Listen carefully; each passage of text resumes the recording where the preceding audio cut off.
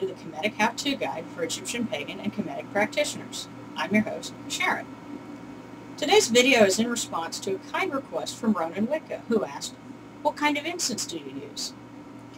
Actually, I have a section on types of incense in my book. I have a copy of it now, Following the Sun, A Practical Guide to Egyptian Religion, and this is in the chapter on how to build and consecrate an altar, kind of like the one I have here. Personally, I use stick incense, but I have to explain first off that there's two different kinds. The first one most people have probably seen, and I don't have any examples on hand, but it's the kind that's dipped. To me it looks kind of like a sparkler or one of those punks that you use to light fireworks. Kind of lets you know what sort of mischief I got into as a kid. But you can find this kind of incense in metaphysical stores, sometimes in gas stations. I know we really live in interesting times because sometimes you can find it in Walmart. But I don't use it because it's very heavy and it puts off a lot of smoke. And my husband has asthma and allergies, and that really tends to set it off. The kind that I use, it's hard to see from here, but it's also a stick, but it doesn't have a core. It doesn't look like there's a little handle to it. It's just all one thing. This is a Japanese kind of incense. According to the brochure I got for one type, it's made through an extruder process, kind of like pasta. They just put the ingredients together and squeeze it out. But you can see a little bit of it burning right here. And, whoops, I just got a little bit of ash somewhere. That's something you have to keep in mind. You're going to get food, water, ash, things like that spilled on your altar. So, just make it something easy to clean. But a common brand that you can find also in metaphysical stores, sometimes in health food stores, is Shoyedo. It's a Japanese brand. This is one little box that I got for about $5. And another kind that's a little harder to find, now I go through a Buddhist supply store, it's called Takara. And you can see the box of it here. Open it up. And inside you have a ton of incense. It's taken me several years, to go through this box, and you can see I still have plenty left to go. But as for fragrances, a lot of the ones that I get, they're brand specific. Like this is Ruby. What's in it? I don't know. I am not that fluent in Japanese kanji. The Shoyedo here actually lists the ingredients, and it's sandalwood, frankincense, cinnamon, ginger lily, and spices. This actually matches a lot of what we know about the ancient Egyptians would use to make their incense, because they used sandalwood and frankincense, resin, cinnamon, spices. They had all sorts of different blends. A lot of people have noticed, including ronanwicca pointed out, that a lot of people use sandalwood. And it's funny, my husband has observed that lighting sandalwood incense is almost like ringing a dinner bell when it comes to working with deities. You light that, they will come running. Sometimes I've experimented with using just a regular stick of cinnamon, a quill, and lighting that. Let's see if I can demonstrate it here.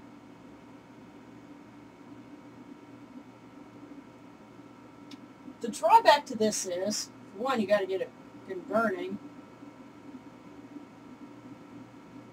But it tends to blacken the stick, and the more the stick gets blackened, if you can see that here, eventually it stops smelling like cinnamon and smelling more like just burnt.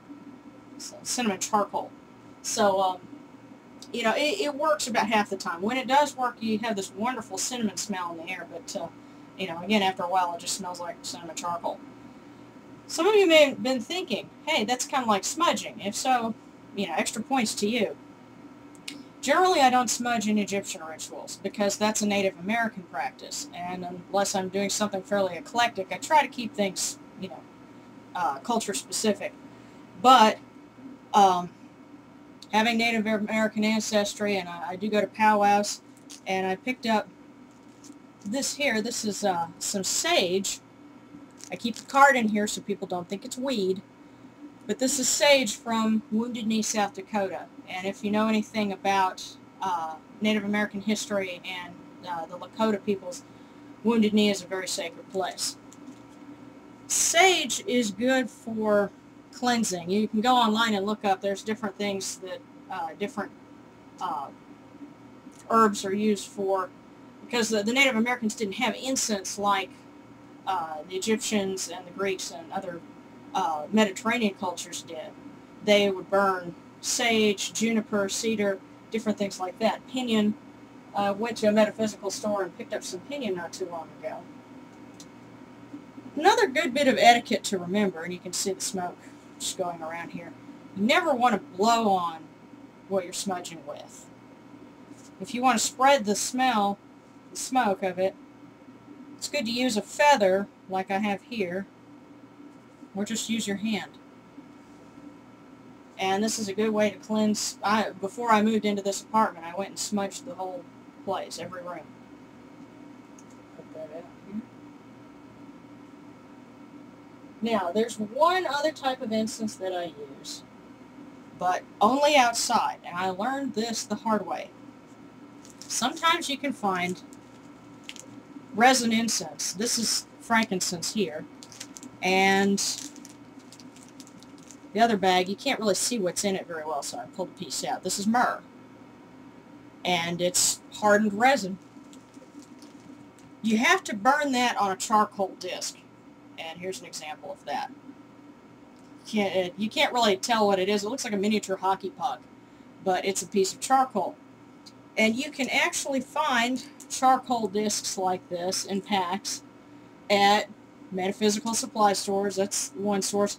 If you can't find one in your area, another place to check is a Middle Eastern grocery, because if they sell supplies for hookahs, they use the same kind of charcoal discs for those. Just an interesting little tidbit there. But the thing is, you've got to be very careful how you burn this. I'll tell you a story. I was a complete dumbass. I took one of these charcoal discs, I put it in a glass votive, and it was lit, and I put some incense on it, right here in this room. Started to get kind of smoky. I was noticing it was a little hazy, and then the fire alarm went off because of all the smoke that had built up. I rushed over, grabbed the glass votive, which was hot by this point, burned myself in the process of rushing over to the sink to put it under water. Of course, the change from hot with that burning charcoal in it to cold with the water running shattered the glass.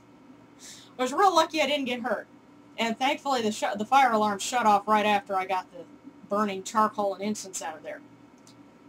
From then on, I realized, use this for outdoor rituals. And a good place to use it, don't use it in something glass. I'm real lucky I didn't set this altar cloth on fire. This is an abalone shell with a really neat little holder that I picked up at a powwow. And that's another place where you can look for things like this, because they use stuff like this to smudge at their dealer tables. Remember, sage is for cleansing, and you've got people pawing all the merchandise that these folks have for sale at a powwow. At the end of the day, they'll smudge it with the sage. But, again, if you're going to burn incense, observe a little bit of safety. Don't give yourself an embarrassing story like I did. So, hopefully this will be of benefit to you in your Kemetic or Egyptian pagan practice. For the Kemetic How-To Guide, I'm your host, Sharon.